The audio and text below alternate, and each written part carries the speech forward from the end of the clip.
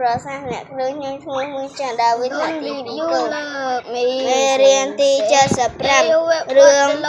មេក្រួចនិងពស់អំណាចថ្ងៃមួយពេល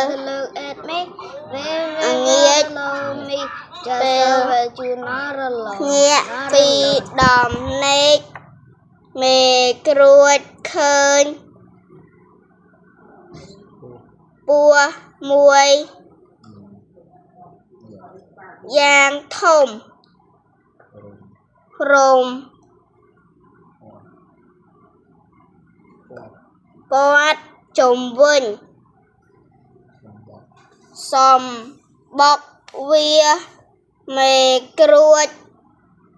ភ័យណាស់ព្រោះឃើញពស់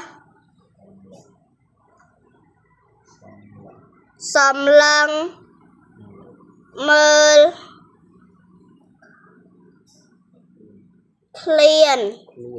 ខ្លួនដោយ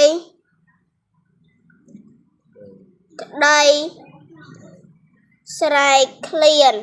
មេក្រួចនិយាយសួស្តីបងពស់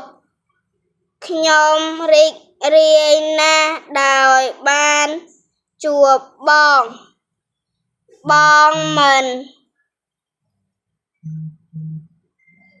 ដែលមកលេង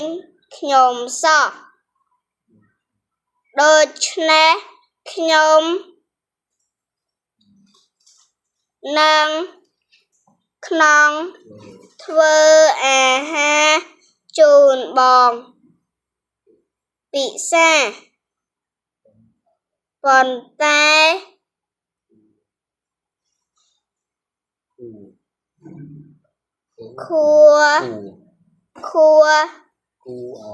គួរឲ្យស្ដាយណាស់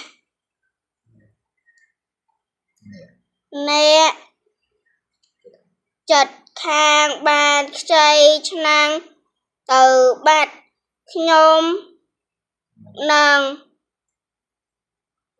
ប្រើកូនឲ្យទៅយកមកវិញនិយាយ